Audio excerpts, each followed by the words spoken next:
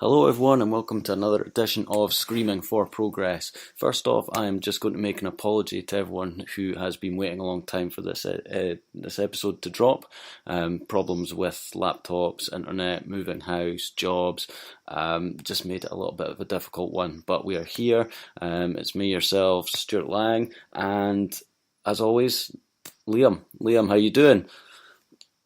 Yeah, all right. It feels like it's been years since we actually spoke about a progress show. So yeah, well, it has actually been a while since the last one. It was something like 8 or 9 weeks between shows after Chapter 55, Alexandra Palace. So it has been a little while. If you have subscribed to us, then you will know that we also covered Chapter 20 a few weeks ago. We did intend to sort of cover the shows from Chapter 1 onwards, and all hell broke loose. So that's on me, that's my bad. We're back in a busy period now. We have Chapter 57 takes place this Sunday, so we thought we'd better get Chapter 56 in the books.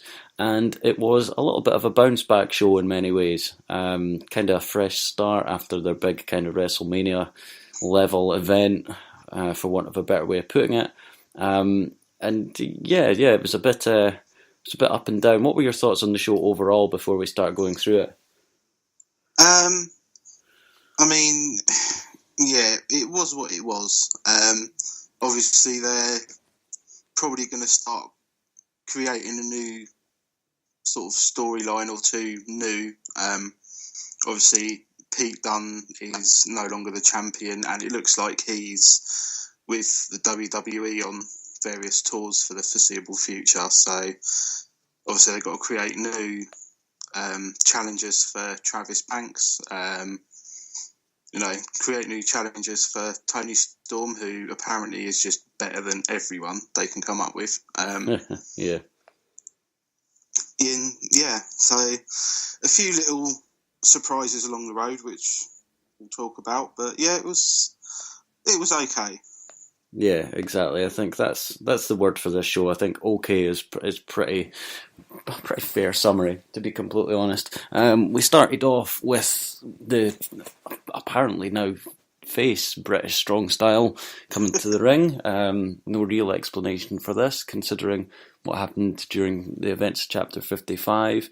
But Pete Dunne came out. I think this was as close to a send-off as we're probably getting, although given what's been happening on Twitter after this segment, I think we're probably going to get one more match in progress from Pete Dunne. British Strong Style come out. Like I say, they're apparently face now. Pete Dunne said that he had commitments and it was going to be the last time we see him for a little while. And he was attacked by Joseph Connors, who we've not seen in progress before, which I didn't actually realise until commentary pointed it out. No one cared. I think there was a few people forgot who he was. I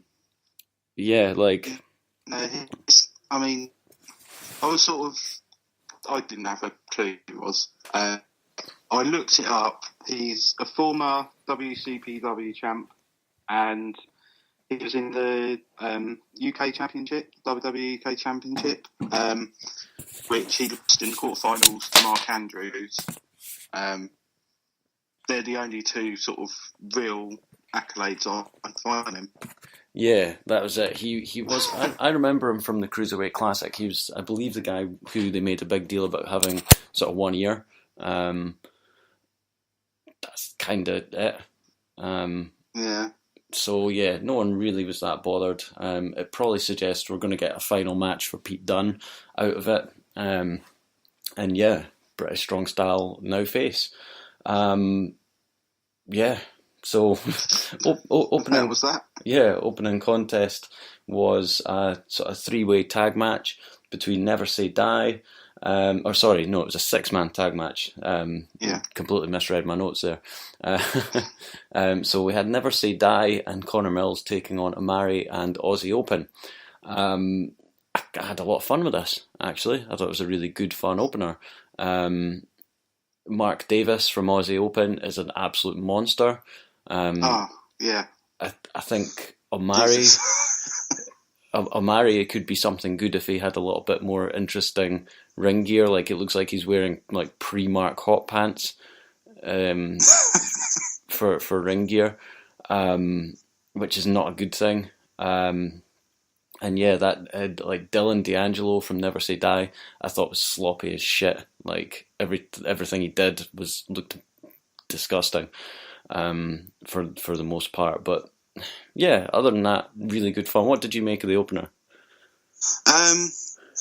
Yeah, I mean, like I said, it was quite a fun match. Mark Davis, he did a one-handed powerbomb at one point. Yeah, which I've never seen that before. Like, and it didn't even look like it was that big of a deal to him. He just sort of grabbed one bloke, powerbombed the other one with one arm, and he's like, "Yeah, I just did that." Yeah. That was one of the two displays of strength from him. Like, the finish of the match was like a powerbomb. Sorry, beg your pardon, a pile driver where he kind of like just hoisted the guy up from his legs. I think it was on Mills. So he was at Connor Mills' feet, grabbed his ankles and pulled him up by the legs so hard that he was able to pile driver him. Like, I genuinely swore at that. I was like, what the fuck just happened? Like, and I've seen on Twitter he's done that a few times. Right. So it's obviously, it wasn't some sort of fluke or spur at the moment thing. It's like he can legitimately do that to most people, which is the scary thing. Yeah, that is pretty scary. I did see, just as a nice touch in this, Mark Davis was coming out for a match, and the door knocked his cap off his head, and he actually, like, behind the back, no look, caught it. I didn't see that. As he made his entrance. Yeah, go onto his Twitter page, and he's posted that in the last couple of days. Like, it's properly awesome. But yeah, Omari and Aussie Open get the win. Yeah, I like this match. It was a lot of fun. It was a really good opener, especially considering that we hadn't really seen any of these guys in Progress before. Other than Connor Mills, I believe they were all making their debut. So Connor Mills' last match was a bit of a squash match, wasn't it, really? Yes, yeah. Which, again, fair enough, you need guys like that, but yeah, got a little bit of cult following, and there he was. So yeah, pretty good fun. Next match up, we had Strangler Davis versus Timothy Thatcher from Ring Camp, who came out wearing an eye patch. Apparently they were saying something that he got into a fight and someone put a cigarette out in his eye. Yeah. I don't know how legit that is. The day before. Yeah. So that's crazy. Honestly, I thought this was boring as hell. Yeah. I mean, it was a bit of a odd end, because sort of the ref just basically called the match because Thatcher couldn't see. It didn't look like that was supposed to be how it ended. Yeah. Obviously, the ref sort of using his better judgment and thinking, well, if they carry on, he's going to get, like, properly hurt. So, yeah, I'll just call this now. Yeah. I mean, I did think that if they wanted to get heat on Strangler Davis, I'm assuming they're trying to build him up as one of the top heels in the company now. With I'd imagine so. With the sort of lack that they have at the moment of sort of big heels. Although we will get to that, I suppose. But yeah, like, he probably should have gone right after the eye. For me, like, he should have straight after. He had a few little moments where sort of, ref was turned, he gave him a little poke in the eye or whatever. Yeah. But yeah, if he really wanted to sort of make himself the big heel, it should have been more. Yeah, I wouldn't say more brutal, but sort of go after it a bit more and really play on it. Yeah, exactly. But yeah, we had Strangler Davis win this match. I don't want to talk about it anymore, to be honest. It bored me. It was proper mat-based grappling, which it's fine in its place, but really, I kind of wanted something a little bit more exciting. Thankfully, we got that in the next match, which was the grizzled young veterans of Zach Gibson and James Drake taking on CCK for the tag team titles. Unfortunately, Kid Lycos still carrying his injury, so he was out. It was declared a non-title match, and Jimmy Havoc came out to replace Kid Lycos. I think it's a little bit of a strange choice given the whole show. We see Jimmy Havoc a bit later on, so I feel like there probably could have been a better choice here. Obviously, Travis Banks would have been the go-to in CCK, but he obviously had his title match later on. But yeah, I'm not a fan of Jimmy Havoc being the replacement for reasons that we will get to. With that said, it was pretty good fun. Otherwise, it was a decent enough match. Some sick fucking goth tag moves, a few good spots. There was a bit of fun where Jimmy Havoc put on Kid Lycos' mask for a little while to do some of these tag moves. Yeah, it was good. It was good fun, and I actually think the right call in having the grizzled young veterans winning this match. I don't feel like they'd have won the titles on a healthy Lycos and Brooks.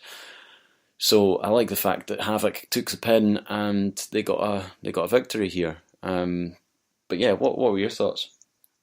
It was a good match. I think they probably knew going in that Lycos wasn't 100% anyway, so obviously they'd had some preparation time. Jimmy Havoc doing his usual just in the eye, which is, when he does it, for some reason it's just funny. I do like Drake and Gibson as a tag team. I think they're starting to really get a good tandem going. As much as I like CCK, with the whole thing with Lycos being injured, I don't think they should have even dangled the tag title match there. It was a bit of a weird call. Yeah. But, you know. Yeah. That's wrestling. Yeah, that is wrestling. So yeah, it looks like we're going to see these guys again. Obviously, they've got a perfectly adequate reason to shout for a rematch. So one for the title. So yeah, we'll hopefully get that pretty soon. I can't remember if that's one of the matches they've announced for 57 or not. That's how well I've done my research on this one, folks. But yeah, next up, the Progress Atlas Championship at Chapter 55. We saw Wolfgang come out and sort of make his presence known that he was going to be challenging Walter for the Atlas Championship, and we got some big lads wrestling. I'll let you take this one. What did you think of this? And I think my internet's packed in again. Let me just go and fetch Liam for you guys. 2 seconds. Okay, so we are back. It wouldn't be a live show without a little bit of technical difficulties. Thankfully, it seemed to be Liam's internet rather than mine, so that is a relief. But we are back, and we are talking about the Atlas Championship. So, Liam, I'll let you cover this. What did you make of the big lads wrestling? Well, it was... I mean, Walter was, you know, his usual powerful technical self. Didn't really see a great deal of Wolfgang, if I'm honest. I was expecting for how he came out in 55 and, you know, the run up to it to be a bit more of a sort of closer contest, but I don't think it really was. Yeah, it was a bit of a weird one. I thought that it really picked up in the last couple of minutes. I thought it looked great. Like Wolfgang does like this mad swanton over the top rope. Like he's a pretty aerial big guy. Seen him do it in the likes of ICW. Like it's just insane to see. And yeah, it was. I thought it was pretty good. Like it was a kind of typical big man match. Walter, getting the powerbomb was really impressive. Yeah. And yeah, like I like that he's found a good niche here. I think he's probably going to be sort of atop the Atlas Mountain for a little while. I'd like to see another match with Matt Riddle at some point. I'd really like to see Keith Lee as well. I'd like to see him take on Keith Lee. So yeah, plenty of good matches for Walter still to have. Although I actually believe that it's Ringkamp that are getting the next shot at the tag titles at this point. So that is pretty interesting that we're not getting another Atlas match at the next chapter. So a bit disappointing there. But maybe it was sort of lack of someone to book for it. So they just thought, we'll give them a tag title shot. Maybe they'll even win it. Who knows? You never know. That would be good. Walter as a double champion. Yeah, I can't think there has been a double champion in Progress history, so that would be something. Now, the next match was pretty good fun. I keep saying good fun, like I'm the anti-Damien Dunn. This one legitimately made me laugh, I have to say. Yeah, this was really good fun. So we had the newly face Mustache Mountain taking on the newly formed team of Sexy Star. Now, that is a nice nod to the AAA Lucha Underground star, Sexy Star, who obviously has made headlines recently for going completely fucking crazy and trying to break her opponent's arm.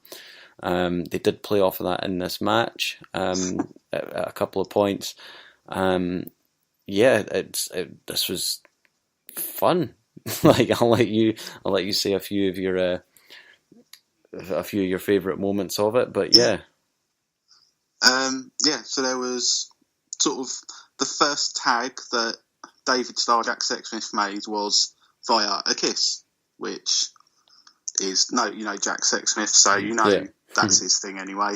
And then Tyler Bate and Trent Seven went to tag, and Trent sort of kept sort of puckering up for it, and Tyler was going, "Oh no, I'm not doing that," and not in any sort of homophobic way. I just think he thought it was a bit odd, but just it was more Trent's face that got me. Just when he did it, just made me laugh. Well, that's it. They're meant to be men, aren't they? They're old-fashioned gents. Mustache Mountain, aren't they? Yeah. So they're not. It's got nothing to do with homophobia or anything like that. I think it's more of a men don't kiss men sort of way. This is a wrestling ring for fighting. Being how they are. Yeah. Sort of. And then Jack Sexsmith thought it would be a good idea to try and knife edge chop Trent Seven, which, seeing the size difference, didn't really work. And then one back, and he was out. Yeah. Yeah. I mean, I like this match. I like that we got a sort of new direction from Mustache Mountain. They got the win with a Burning Hammer and then a Tyler Driver 97 on David Starr. So yeah, it was cool. Yeah, I mean it was a nice. I think it went longer than the tag title match as well. So we got plenty of time. There was a lot of fun in the beginning of it, a lot of nonsense before it sort of kicked into being a serious match. But it's more the aftermath of this one that's worth talking about, because we had Mark Haskins' music come on, and the ever wonderful Vicky Haskins coming out with an extremely spiky baseball bat. It looked like the dude from Slipknot had been on the Atkins diet. And came out with Mark, or Mark attacked from the back when he went to attack Jack Sexsmith and David Starr, and then Jimmy Havoc came out and he took the bat, he hit Sexsmith with it. I don't really like the bat thing, to be honest. Like, it looked like it would legitimately kill someone. It looked like something out of fucking Flash Gordon. So it's I'd almost say it's a stupider idea than like the baseball bat, not the baseball bat, the sledgehammer, or the axe. I think it's on par with the axe that they would carry around. Yeah. Like, I mean, at least if you've got like a bat wrapped in barbed wire, they can like blunt the barbed wire a bit, and it's got a bit of give with a spike. It's gonna Well, properly hurt someone. yeah, even if they're gimmicked, like they need to be real or they're not doing it. Like Jack Sexsmith should have looked like a pincushion after being hit with that. And then there wasn't a cut on him. There wasn't a mark. Yeah, exactly. So I just think that if you're going to do these sort of crazy weapons, you need to actually kind of go all out. I've seen guys in CZW getting hit with weed whackers. Like, I'm not saying they need to go to that extreme. No, I don't want them actually getting properly hurt. But CCW is basically murder wrestling, though. Yeah, I mean, a lot of it is. It's a shame because there is actually so much good wrestling to be seen in CZW, but every show has to have this sort of like ultra hardcore element to it, and you're just thinking, well, it's maybe a little bit much. If you actually watch CZW, you'd kind of realise how ridiculous it is that Jimmy Havoc won Tournament of Death this year, which they did actually fuck up. On commentary, I noticed RJ Singh said that he won the 2016 Tournament of Death. He's wrong. So, yeah. But yeah, I love that Havoc and Haskins are sort of backing together. And yeah, we've got them probably as like the big heel tag team now. And the fact that they're being led by Vicky Haskins as well is a great dynamic. And hopefully we get to see more of her. What do you reckon of the new heel team? I don't know, because like I've seen, we've seen Jimmy Havoc as a heel, and I've not seen too much of Haskins as a heel. I don't know if it really works for him properly. Maybe I'll be wrong, and he'll be awesome at it, and there'll be a great heel tag team, but at the moment I'm having trouble sort of picturing it properly. Okay. Oh, that's fair enough. I mean, it's well, I know that we're both going to be quite happy seeing Vicky come out with them, so we'll see how it goes. Yeah, I'm excited to see what happens there. Big fan. So we then had a Progress Women's Championship, which was earned by Charlie Evans at the Revelations of the Divine Love tournament that they did, which we didn't review. It kind of flew completely under the radar, which is strange. A one-night women's tournament should have had a lot of thing about it, but even following Progress on social media, wasn't really a buzz about the show whatsoever. They could have spoken about it at Chapter 55 a bit more, really pushed it, but it just kind of came off as something that happened. And speaking of something that happened, Charlie Evans, not a challenge for Toni Storm at all. I think this almost went too long. Dahlia Black on commentary, obviously we're going to see her take on Toni Storm at some point, so yeah, it's pretty obvious that that Toni Storm was going to win, and at no point did I think there was going to be an upset. That's no. It was your typical squash match. Yeah. Charlie Evans, I'm sure she's great and very talented. They've sort of said it in the show that she hasn't been in wrestling for that long. Yeah. And even so, it looked like a mismatch from the get-go. So obviously they're saving up for Toni versus Dahlia, I'd imagine. Yeah, I mean at this point, I think that Dahlia needs to get a big win in, because I can't see anyone looking like a reasonable challenge for Toni Storm right now.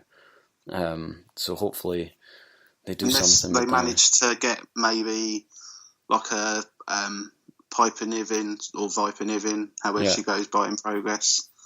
I actually watched that match in the Mae Young Classic, and it was, a pretty damn good match between them. So on the Progress show, I reckon that would be probably the show stealer. Yeah. Well, that's it. I mean, the women's division in ICW is kind of going through a bit of rebuilding at the moment. They're trying someone completely new as champion, so it'd be interesting to see what they do. But again, I think, like Volter with the Atlas Championship, I think Toni Storm's destined to hold this belt for a while. And I think the only thing that will actually force their hand in taking it off of her is her getting signed by the WWE, to be completely honest. So, yeah. Which, yeah, if you go by rumours, that's not too far away. Yeah. So but rumours are just that, so. It would be sad to see, but yeah, it was a match that happened, and that's what I said at the top. It's a very up and down show. Thankfully, we did finish on a high with the World Championship on the line between Travis Banks and Keith Lee. This is a rematch. They faced 3-4 chapters earlier. I believe it was chapter 53. I think that Keith Lee actually defeated Travis Banks, so came in nice and confident. This is when Travis Banks dove onto Keith Lee, who caught him in midair, and just crazy shit like that. So yeah, this was probably my match of the night, I think.